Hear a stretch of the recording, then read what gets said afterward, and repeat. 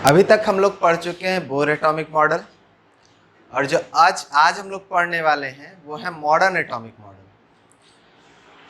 जिसमें हम लोगों को एक कॉन्सेप्ट चाहिए ऑर्बिट और दूसरा चाहिए ऑर्बिटल। यानी ऑर्बिट क्या था जिसको बोर ने डिफाइन किया, ऑर्बिटल क्या है जिसको हमारे मॉडर्न जो साइंटिस्ट हैं उन्होंने डिफाइन किया। ऑर्बिटल का कॉन्सेप्ट जो है वो आया है श्रोडिंगर वेव इक्वेशन से। हम लोगों ने अब तक पढ़ा है बोर एटॉमिक मॉडल के बाद डी ब्रोगली इक्वेशन और उसके बाद हेंसनबर्ग अनसर्टेनिटी प्रिंसिपल। इससे ये क्लियर हो गया था कि जो इलेक्ट्रॉन है वो ऑर्बिट में वेव फॉर्म में चल रहा है। अगर वो वेव फॉर्म में चल रहा है तो वेव का इक्वेशन भी होगा, और इस वेव इक्वेशन को दिया है श्रोडिंगर वेव इक्वेशन के थ्रू। अब वेव जब आ गया तो हमारा नया कॉन्सेप्ट आया ऑर्बिटल का। ऑर्बिट का कॉन्सेप्ट रूल आउट हो गया, उन्होंने हटा दिया कि अब ऑर्बिट नहीं होता है, ऑर्बिटल होता है। ऑर्बिट हमारा क्या होता है, ऑर्बिटल क्या होता है, इसको समझने के लिए जो है हम लोग को ज्यादा कुछ नहीं समझना है, इस दोनों के बीच डिफरेंस समझ लेना है। ऑर्बिट जो होता है ये वेल डिफाइंड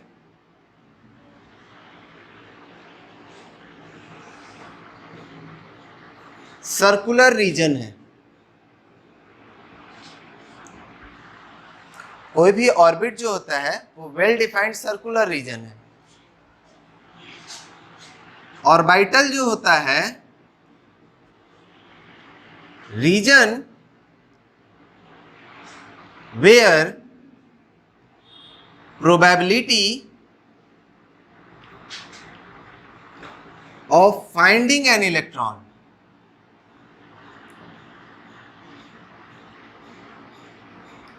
इज मैक्सिमम। मतलब ऑर्बिट जो है वेल डिफाइंड रीजन कहने का मतलब कि एक सर्कुलर रीजन जिस पर इलेक्ट्रॉन मिलेगा, और ये तब तक तय था जब तक हेंसनबर्ग अनसर्टेनिटी प्रिंसिपल नहीं आया था। उन्होंने उनसे पहले ये क्लियर था कि इलेक्ट्रॉन यहां मिलेगा, यहां मिलेगा, यहां मिलेगा, इन सारे पॉइंट्स पे मिलेगा। लेकिन हेंसनबर्ग आकर ये तो बात बोल दिए कि ये तो तय ही नहीं हो सकता कि यहीं पे मिले। तब जो है हमारा आया ऑर्बिटल का कॉन्सेप्ट, और इसमें क्या कहा गया, ये जो न्यूक्लियस है ये तो ठीक है, दूरी भी ठीक है, लेकिन एक वेल डिफाइंड रीजन नहीं हो सकता। उसी के आसपास मिलेगा ये ठीक है। तो ऑर्बिट बदलकर हो गया ऑर्बिटल। ऑर्बिट में क्या था, एकदम फिक्स था, लेकिन ऑर्बिटल में अब फिक्स नहीं रहा, क्योंकि हेंसनबर्ग अनसर्टेनिटी प्रिंसिपल बोल दिया कि हम लोग एग्जैक्ट पोजीशन तो पता नहीं लगा सकते। अगर एग्जैक्ट पोजीशन पता लगा सकते हैं तो एग्जैक्ट मोमेंटम नहीं, एग्जैक्ट मोमेंटम पता लगा सकते हैं तो एग्जैक्ट पोजीशन नहीं। तो अगर हम पोजीशन नहीं पता लगा सकते तो हम ये भी नहीं कह सकते कि इसी रास्ते वो चलेगा। हो सकता है कभी इस रास्ते चले, कभी इस रास्ते चले, कभी इस रास्ते चले, अलग अलग रीजन। अगर हमारे पास ये न्यूक्लियस है, हालांकि न्यूक्लियस के हिसाब से ये बहुत बड़ा है, न्यूक्लियस स्फेरिकल भी नहीं है, उसमें हमारे प्रोटॉन न्यूट्रॉन ये सब आपस में जुड़े हुए हैं, बट इमेजिन करते हैं ये न्यूक्लियस है, ये मेरा ऑर्बिट है। तो ऑर्बिट में कहा गया कि ये ऐसे न्यूक्लियस है, इलेक्ट्रॉन इसी पर चक्कर लगा रहा है। कोई भी इलेक्ट्रॉन, ये हमारा न्यूक्लियस है और इलेक्ट्रॉन इस रिंग के बॉर्डर पे चक्कर लगा रहा है, ये फिक्स हो गया। ये हुआ ऑर्बिट का कॉन्सेप्ट। एक ऑर्बिट में ये न्यूक्लियस, ये यहां पर। लेकिन हेंसनबर्ग कहें कि हम जब इसके ऑर्बिट को यानी वेल डिफाइंड पोजीशन हम नहीं पता लगा सकते, यानी कि ये जो हम लोग सोच के बैठे हुए हैं कि ऑर्बिट ऐसा है ऑर्बिट ऐसा नहीं है। ये मेरा कैसा है, 2 डायमेंशनल है, इसमें हमारा एक्स एक्सिस और वाई एक्सिस पे ये काम खत्म हो जाएगा। तो 3 डायमेंशनल एटम कैसे बनेगा, ये स्फीयर तो कभी नहीं बन सकता। ऑर्बिट के हिसाब से ये मेरा स्फीयर नहीं बन सकता। तो ऑर्बिट का कॉन्सेप्ट रूल आउट हो गया और आया ऑर्बिटल का कॉन्सेप्ट। कहा गया वैसा रीजन जहां पर प्रोबेबिलिटी का मतलब होता है पॉसिबिलिटी, प्रायिकता, संभावना ऑफ फाइंडिंग एन इलेक्ट्रॉन, एक इलेक्ट्रॉन के पाए जाने का जो है संभावना सबसे ज्यादा होता है, उस जगह को, उस क्षेत्र को हम लोग कहते हैं ऑर्बिटल।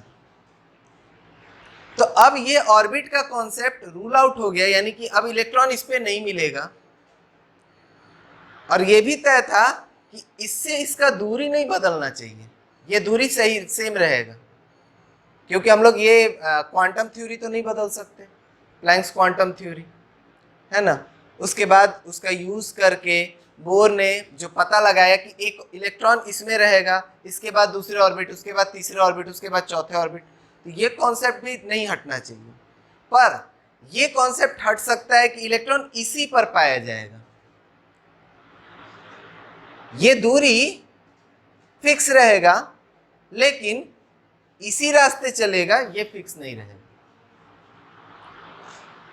तो इस कॉन्सेप्ट को रूल आउट किया गया। तो ऑर्बिट से अब हमारा जो ऑर्बिटल का कॉन्सेप्ट आया, वो अब हम लोग समझेंगे कि उसमें क्या हुआ।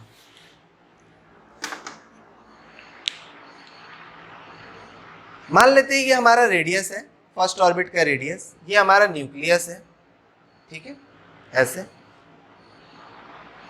अब इसका टिप जो है, यहां पर इलेक्ट्रॉन है, ठीक है, ये हमारा न्यूक्लियस, ये बराबर दूरी, यहां पर इलेक्ट्रॉन है, दूरी हम कम बेसी नहीं कर रहे हैं। तो इलेक्ट्रॉन यहां पे आ सकता है, यहां आ सकता है, यहां आ सकता है, यहां आ सकता है, यहां आ सकता है, यहां आ सकता है, यहां आ सकता है, यहां सब जगह ये दिख सकता है। दूरी बराबर रखते हुए ये टिप पर इमेजिन करना है, और इस लंबाई तो बढ़ घट नहीं रहा है, तो यानी कि ये दूरी फिक्स हो गया।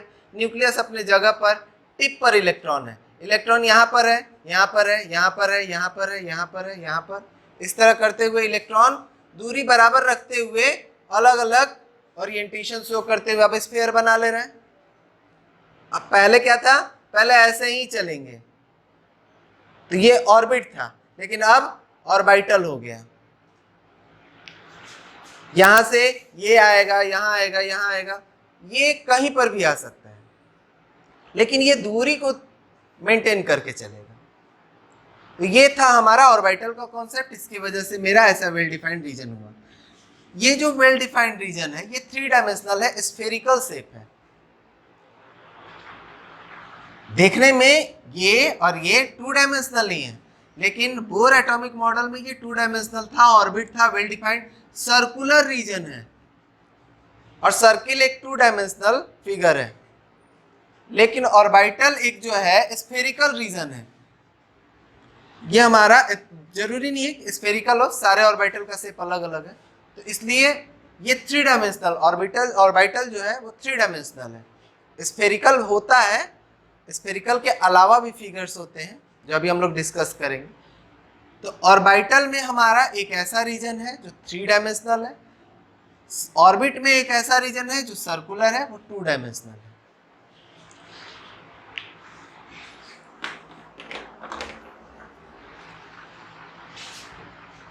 जो ऑर्बिट था उसका कॉन्सेप्ट कुछ इस तरह, ऑर्बिट, सेंटर में न्यूक्लियस।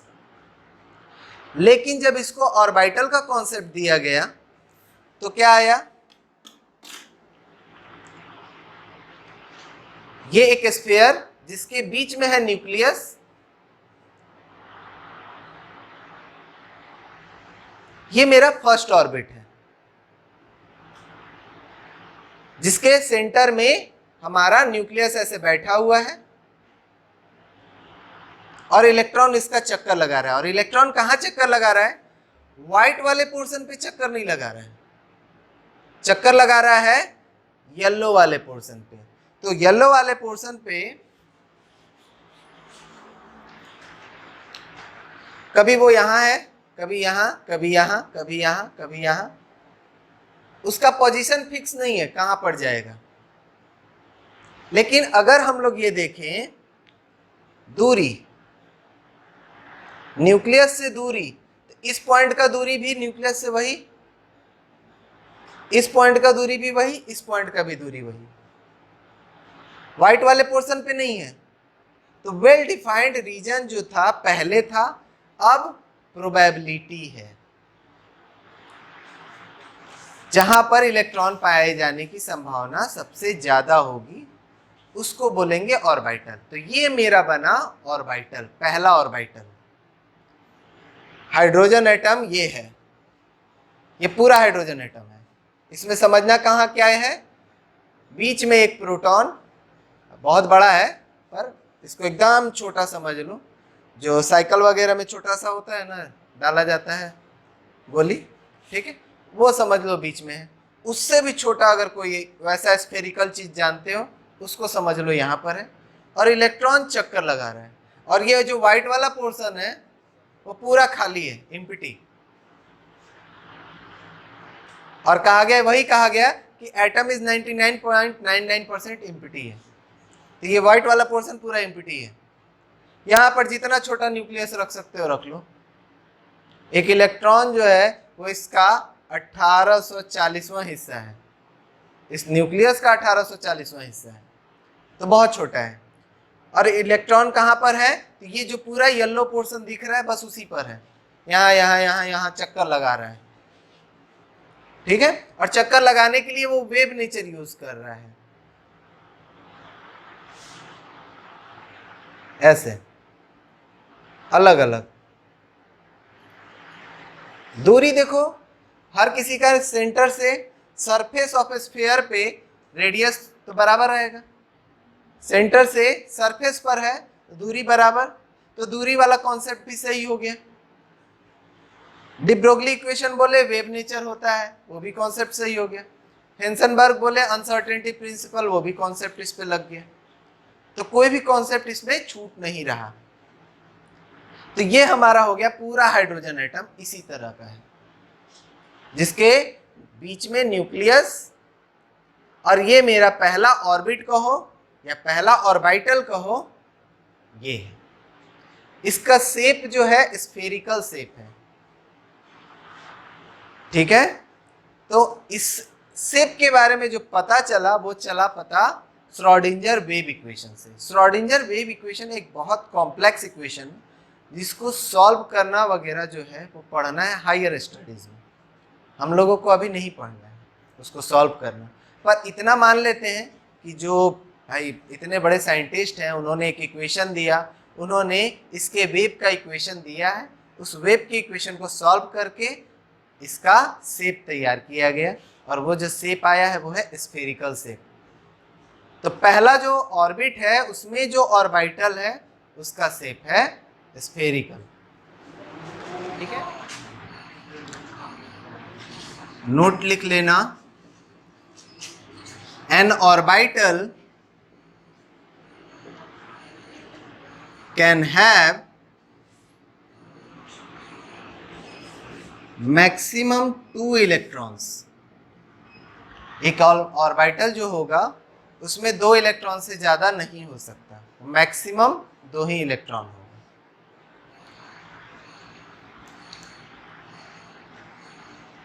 नेक्स्ट टॉपिक हमारा है subcells.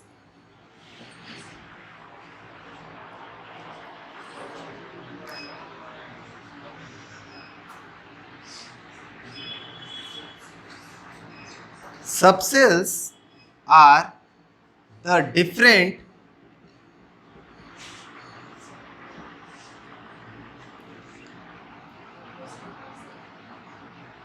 shapes of orbital.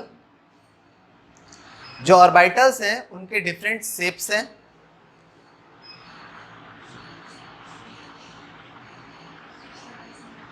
Subcells are obtained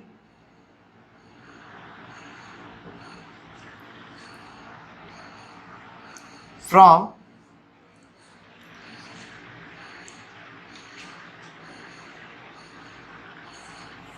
Schrodinger wave equation.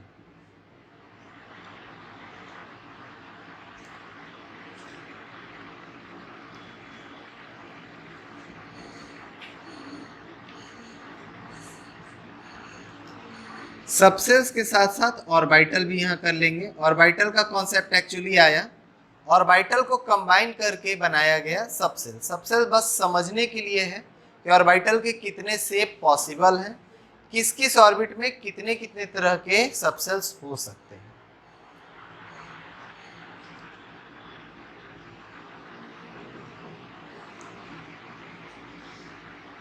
There are as many subcells in an orbit as the number of orbit।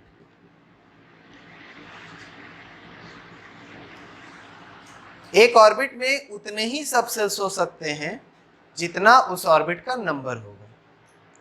ठीक है, ऑर्बिट जिसको हम लोग एनर्जी सेल्स भी कहते हैं,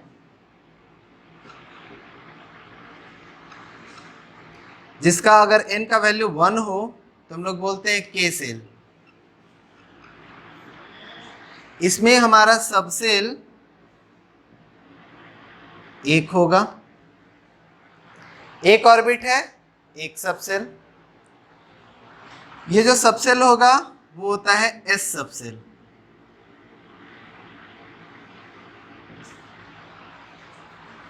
अगर n इज इक्वल टू 2 है तो l सेल, उसमें 2 सबसेल्स होंगे, यानी कि सेकंड ऑर्बिट में 2 तरह का सबसेल्स हमको मिलेगा। एक मिलेगा s, एक मिलेगा p, स्मॉल लेटर में लिखना है। उसी तरह अगर n इज इक्वल टू 3 है, m सेल में हमको 3 तरह का सबसेल मिलेगा, s, p और d एंड सो ऑन। हम लोगों को यही तक पढ़ना है, क्योंकि इसके आगे का जो सबसेल्स है उसके बारे में अभी साइंटिस्ट ने जो बनाया हुआ है डायग्राम, यानी कि जो शेप डिफाइन किया है f का, वो अभी आम पब्लिक के लिए नहीं आया हुआ है। यानी अभी हम लोग कह सकते हैं कि अभी डिसाइड नहीं किया गया।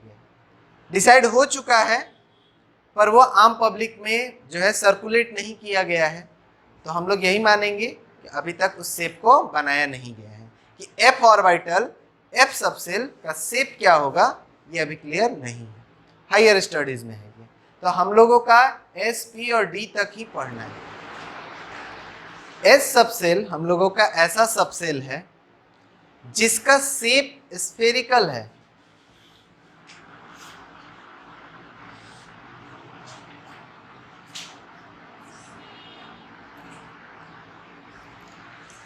जो s सबसेल है उसका शेप स्फेरिकल होने का मतलब हुआ कि इलेक्ट्रॉन्स जो है स्फेरिकल शेप में चक्कर लगाएंगे। इसमें हमारा जो नंबर ऑफ ऑर्बिटल है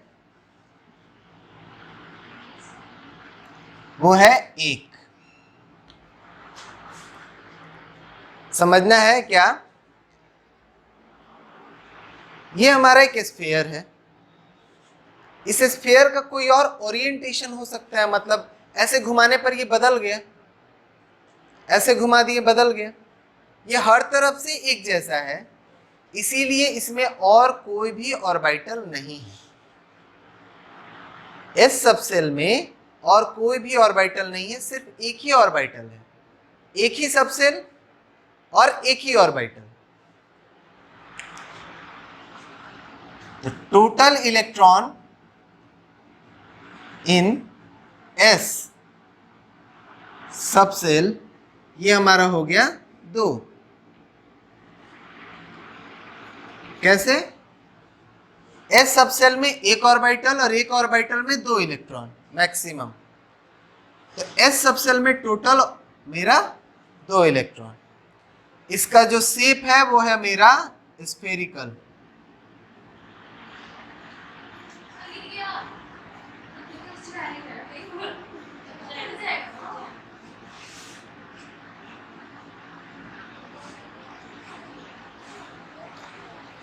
बनाते समय हम लोग इस तरह बनाएंगे, ये इसलिए नहीं है कि इलेक्ट्रॉन यहाँ एकदम नजदीक आ गया है, इलेक्ट्रॉन ऊपर है, यहाँ वाला इलेक्ट्रॉन बनाए हैं, ऊपर सरफेस क्या इलेक्ट्रॉन को ये दिखाए हैं, ये वही दूरी है जो दूरी इलेक्ट्रॉन का होना चाहिए।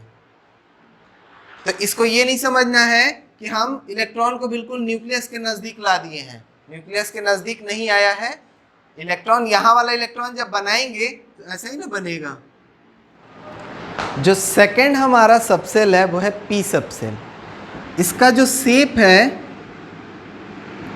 वो है डम्बल शेप। डम्बल शेप हमारा जो है डमरू की तरह का शेप होता है। इसके अंदर होता है 3 ऑर्बिटल्स।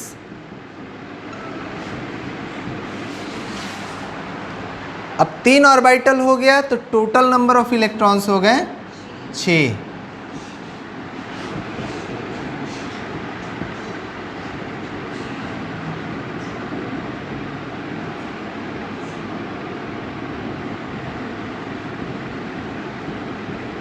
यहाँ ध्यान रखना है, कंफ्यूजन क्या होता है, पी ऑर्बिटल में अगर पूछा जाए इलेक्ट्रॉन तो 2 होते हैं, पी सबसेल में पूछा जाए तो 6 इलेक्ट्रॉन, क्योंकि ऑर्बिटल एक होगा, सबसेल में सारे ऑर्बिटल्स हो गए जिनका शेप डम्बल है।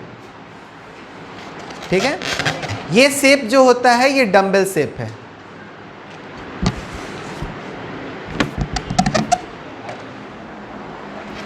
एक स्फीयर था यानी कि एस सबसेल, हम इसको किसी भी डायरेक्शन में घुमा रहे थे तो हमें कुछ अलग नहीं मिल रहा था। अभी भी ये वैसे ही 3 डायमेंशनल है।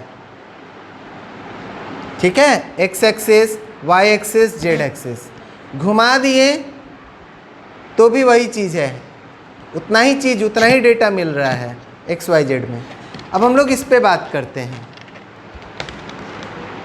ये हमारा है डम्बल शेप, डमरू के जैसा शेप कहा जाता है।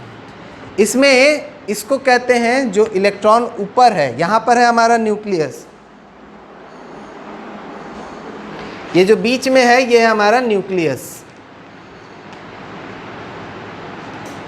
इसको बोलते हैं लोब, इसको लोब, LOBE, लोब। ठीक है, हाफ लोब हाफ लोब मिलकर पूरा बना डम्बल शेप। इस डम्बल शेप में अगर हम लोग देखें तो ये मेरा अभी एक्स एक्सिस के हिसाब से खड़ा है, अभी एक्स एक्सिस के हिसाब से खड़ा है। ये हो जाएगा वाई एक्सिस के हिसाब से खड़ा, और ये हो जाएगा जेड एक्सिस के हिसाब से खड़ा। तो थोड़ा सा ओरिएंटेशन चेंज करने के बाद इसका जो है शेप अलग अलग देखने को मिल रहा है। तीनों ही केस में ये दिखेगा ऐसा ही चीज़, लेकिन अभी ये एक्स एक्सिस के हिसाब से खड़ा है, वाई एक्सिस के हिसाब से खड़ा है, जेड एक्सिस के हिसाब से खड़ा है। तो ये 3 तरीके से खड़ा हो सकता है। इसमें 3 ऑर्बिटल्स होते हैं। तो ऑर्बिटल्स का जो नेम है वो लिखा जाता है px, py एंड pz। अब बनाते समय इसका जो डायग्राम बनेगा, मेरे पास ये एक्स एक्सिस है, ये वाई एक्सिस है, तो हम बनाएंगे ऐसे।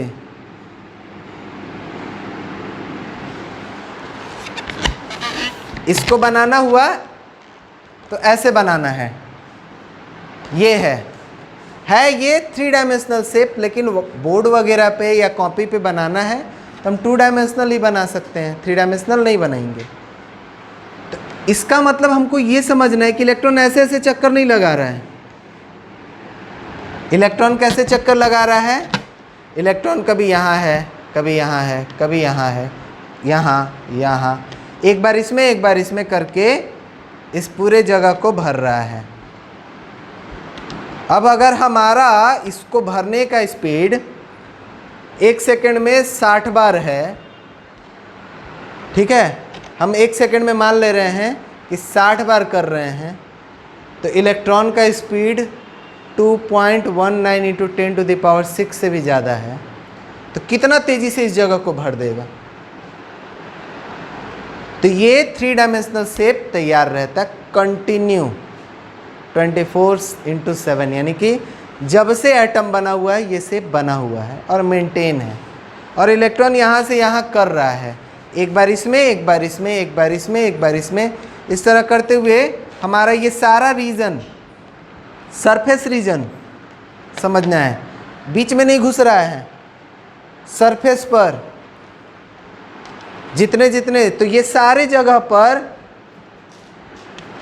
ये सब भर देगा, क्योंकि इलेक्ट्रॉन का स्पीड तो बहुत ज़्यादा है, यहाँ से यहाँ वो बहुत तेज़ी से कर लेगा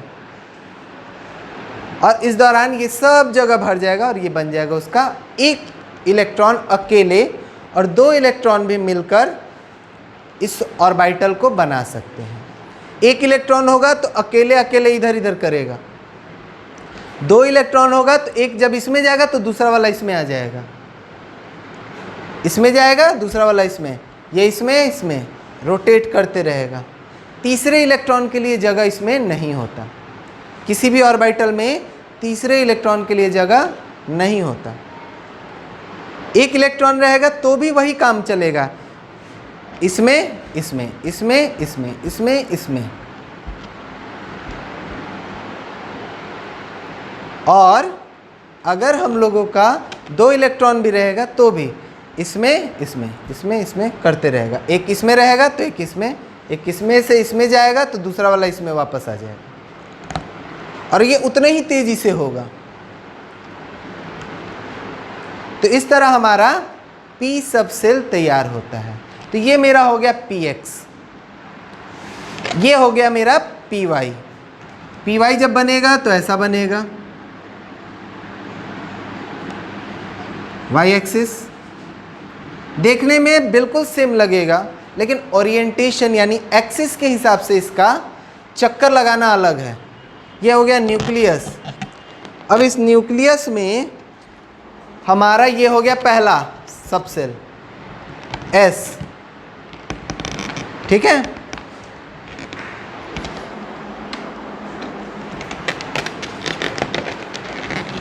let's say this is this type, बीच में न्यूक्लियस है,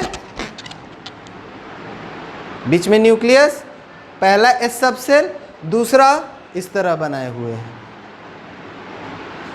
यह हो गया p ऑर्बिटल। दूसरे ऑर्बिट में आएगा p, पहले ऑर्बिट में नहीं आएगा, दूसरे ऑर्बिट में आएगा।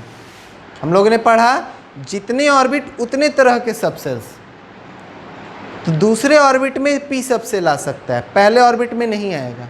तो न्यूक्लियस, न्यूक्लियस के बाद पहला ऑर्बिट स्फेरिकल ही है, दूसरा ऑर्बिट स्फेरिकल है। यहाँ पर एक बड़ा सा बलून इमेजिन कर लो, उसके अंदर ये p ऑर्बिटल है और ये है px ऑर्बिटल। अब px ऑर्बिटल के बाद ये py ऑर्बिटल, 2 इलेक्ट्रॉन ऐसे ऐसे चक्कर लगा रहे हैं, 2 इलेक्ट्रॉन ऐसे ऐसे चक्कर लगा रहे हैं, 2 इलेक्ट्रॉन ऐसे ऐसे चक्कर लगा रहे हैं। तो ये हो गया pz।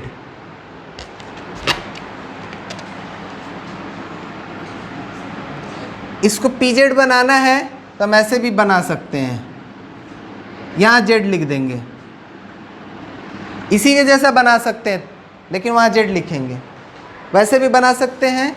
या फिर हम लोग चाहें तो भाई अब कन्फ्यूजन अगर हो रहा है तो z एक्सिस ऐसे ले लो और ऐसे बना दो, ये x है, ये y है, ये z है।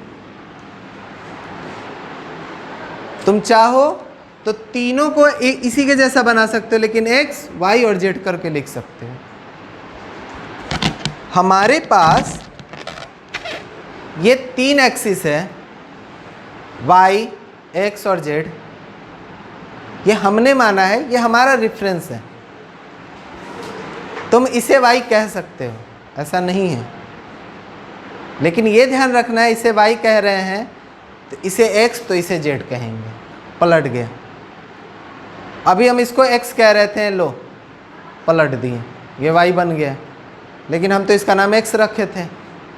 तो ऐसा नहीं है कि हम एक्सिस का ओरिएंटेशन चेंज नहीं कर सकते, एक्सिस हमारा रेफरेंस है, लेकिन ये तय है कि तीनों म्यूचुअली परपेंडिकुलर होने चाहिए एक्सिस, एक्स पर वाई, वाई पर जेड, सब एक दूसरे पे परपेंडिकुलर होने चाहिए। तो ये हमारा हो गया अभी न्यूक्लियस, फर्स्ट ऑर्बिट और पी सबसेल। जो डी सबसेल है हम लोगों का, उसका शेप डबल डंबल है।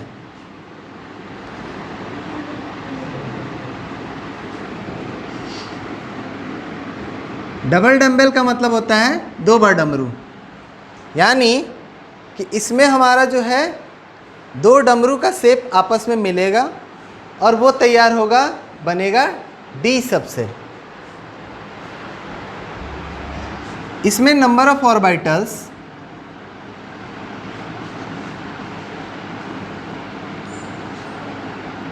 5 है।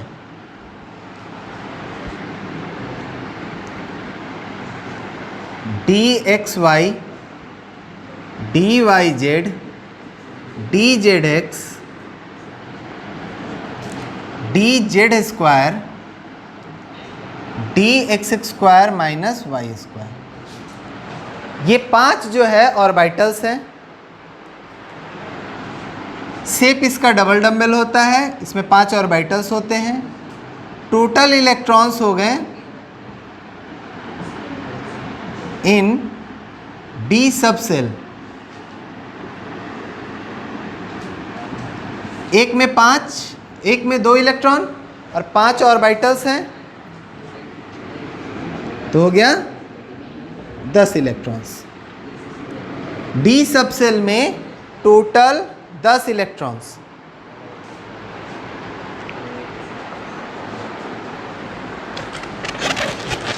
अभी हम लोगों ने देखा पी सबसेल, ये हमारा हो गया डंबल शेप ऐसे। ये मेरा है पी वाई, ये हमारा है पी एक्स, ये हमारा आपस में मिल गया तो ये शेप तैयार हुआ। और ये जो शेप है ये मेरा डबल डंबल शेप है, पर ये डी ऑर्बिटल नहीं है। क्या अंतर है इसमें? इसका इलेक्ट्रॉन आपस में ऐसे ऐसे जंप कर रहा है, इसका आपस में ऐसे ऐसे जंप कर रहा है, और ओरिएंटेशन में अंतर है। ये एक्स वाला है, ये वाई वाला है, दोनों एक साथ कंबाइन होगा, देखने में ये डी की तरह होगा, लेकिन ये डी नहीं है क्योंकि इसका एनर्जी डी से कम है। इसका ओरिएंटेशन का पैटर्न डी के जैसा नहीं है। अब हम लोग डिफरेंस देखेंगे। ये मेरा था पी एक्स, ये मेरा है पी वाई। दोनों आपस में जब हमारा किसी एटम में प्रेजेंट होता है तो होता है डी की तरह, देखने में डी की तरह लगेगा। अब हम लोग डी देखेंगे कि डी में क्या है और इसमें क्या डिफरेंस है।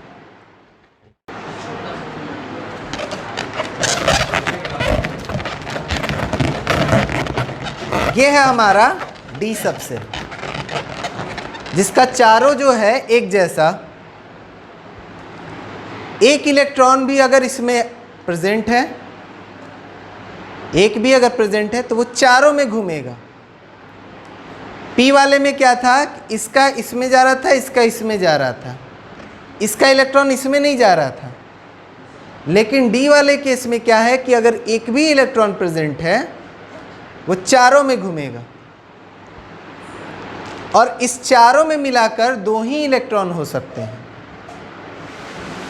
पी वाले केस में क्या था, एक इसमें एक इसमें एक इसमें एक इसमें कर रहा था, एक इसमें एक इसमें एक इसमें एक इसमें कर रहा था। टोटल 4 इलेक्ट्रॉन मिलकर उस शेप को बना रहे थे। लेकिन इस शेप को बनाने के लिए मैक्सिमम 2 इलेक्ट्रॉन पार्टिसिपेट जब करेंगे तब वो बनेगा डी सबसेल। 4 मिलकर अगर इस शेप को बना रहे हैं तो वो कहा जाएगा P orbital, P X orbital, P Y orbital. लेकिन 2 मिलकर जब इसी शेप को बनाएंगे तब इसको बोलेंगे डी ऑर्बिटल। उसमें क्या होगा, एक इलेक्ट्रॉन इस दोनों को मेंटेन करेगा, एक इलेक्ट्रॉन इन दोनों को मेंटेन करेगा, और टोटल इस ऑर्बिटल में 2 ही इलेक्ट्रॉन होंगे, और ये ऑर्बिटल जो है एक ऑर्बिटल है, डी का एक ऑर्बिटल है। अब इसमें हमारा जो टोटल 5 तरह के ऑर्बिटल्स हैं, तो इसका अगर हम लोग शेप देखें, ये हमारा एक्स एक्सिस, ये हमारा वाई एक्सिस, एक्स वाई है, एक्स एक्सिस और वाई एक्सिस लेंगे, और जो शेप इसका बनेगा वो कुछ इस तरह बनेगा, यानी एक्स वाई बीच में, एक्स बीच में।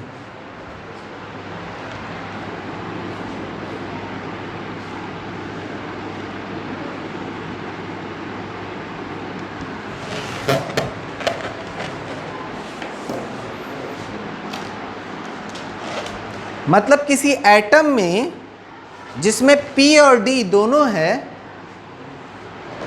ठीक है, कैसे है, तो ये यहां पर है,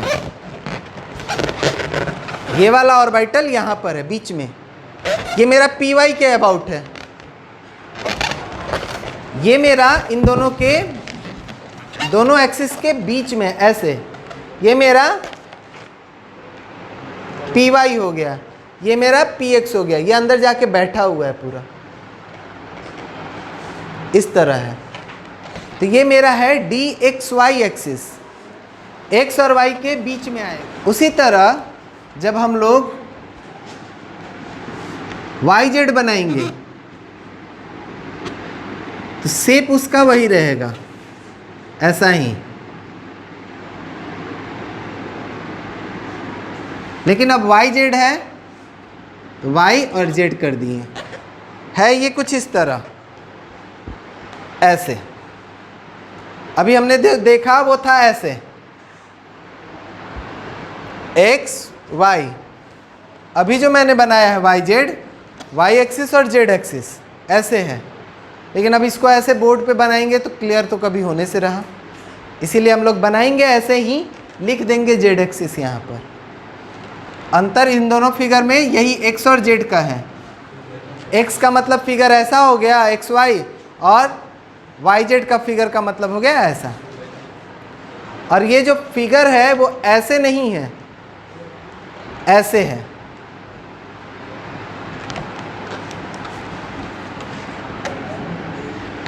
तीसरा जो है उसको भी इसी तरह बनाएंगे, x Z,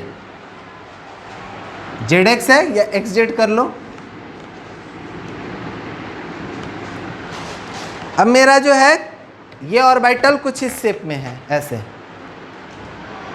x axis Z axis.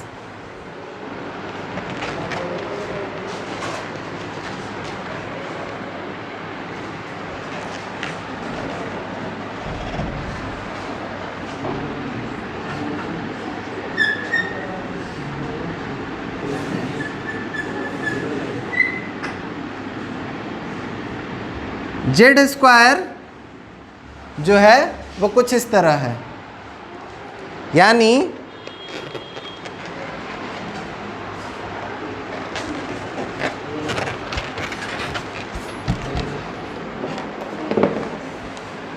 ये 2 ऑर्बिटल और 2 इलेक्ट्रॉन कुछ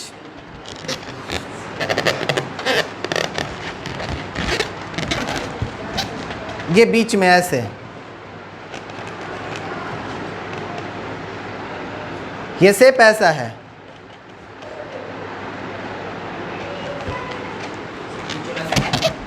वो भी ऑर्बिटल है, शेप इसका है, जेड स्क्वायर वाले का शेप ऐसा है, ये डी जेड स्क्वायर है, ये डी एक्स जेड है, ये डी वाई जेड है, ये डी एक्स वाई है, और एक हमारा जो बच गया D X square minus Y square, उसका शेप कुछ ऐसा है। ये मेरा D X square minus Y square.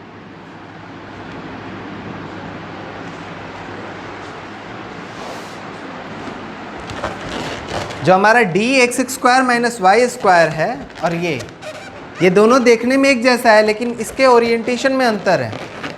ये कुछ इस तरह है दोनों एक्सिस के बीच में, लेकिन ये वाला कैसा है, तो ये ऐसा है एक्सिस के अबाउट। अब इसमें हम लोग कह सकते हैं कि ये भैया py है, ये px है। यही चीज़ हम शुरू में समझाएं कि py बनाने के लिए 2 इलेक्ट्रॉन, px बनाने के लिए 2 इलेक्ट्रॉन लगेंगे, लेकिन इसको बनाने के लिए टोटल 2 इलेक्ट्रॉन मिलके लगेंगे। इस शेप को बनाने के लिए सिर्फ 2 इलेक्ट्रॉन जब लगेंगे तब ये मेरा कहा जाएगा dx² माइनस y², जिसका एनर्जी p वाले से ज़्यादा होगा। तो ये शेप 2p के जैसा है, लेकिन 2p ऑर्बिटल को बनाने के लिए अलग अलग तरह के इलेक्ट्रॉन चाहिए और इस शेप को बनाने के लिए अलग तरह के इलेक्ट्रॉन चाहिए। इसलिए इसका और इसका शेप देखने में एक जैसा आ रहा है, जैसे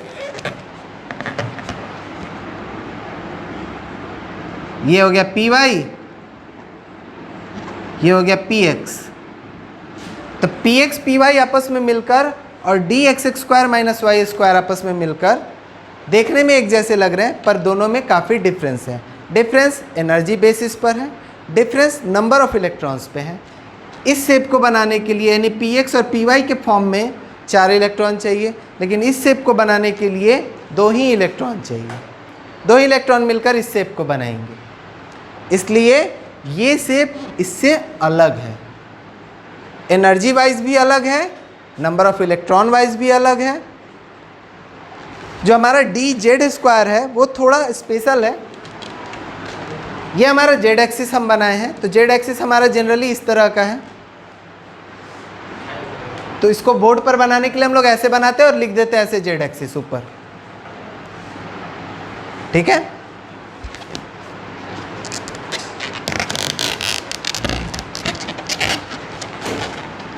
जैसे इसमें 4 लोब होते हैं, इसको लोब्स कहते हैं, तो 4 में से जो 2 लोब है वो आपस में चेंज होकर इस शेप को मेंटेन करते हैं। ये जो रिंग दिख रहा है, ये एक्चुअली में रिंग जो है वो बहुत पतला है, या इमेजिन करना है मोटा सा रिंग है, तो वो शेप मेंटेन करते हैं जब, तब बनता है हमारा dz²। और ये शेप ऐसे है, एटम में ऐसे प्रेजेंट है z एक्सिस के अबाउट। तो हम लोग z एक्सिस को ऐसे नहीं दिखाकर ऐसे ही दिखा देते, z लिख देते ऊपर। इस तरह हमारा रिप्रेजेंटेशन dz² का होता है। तो ये है हमारा ऑर्बिटल। जो 2 लोब इसमें कम दिख रहे हैं, जैसे बाकी सब में 4 हैं, इसमें क्या है 2 ही दिख रहे हैं, तो बाकी जो 2 हैं वो इस शेप में कन्वर्ट हो चुके हैं। इस शेप को भी डबल डम्बेल ही बोलेंगे, वो इसमें कन्वर्ट हो चुके हैं। वो क्यों है वो हम लोग नेक्स्ट क्लास में डिस्कस करेंगे।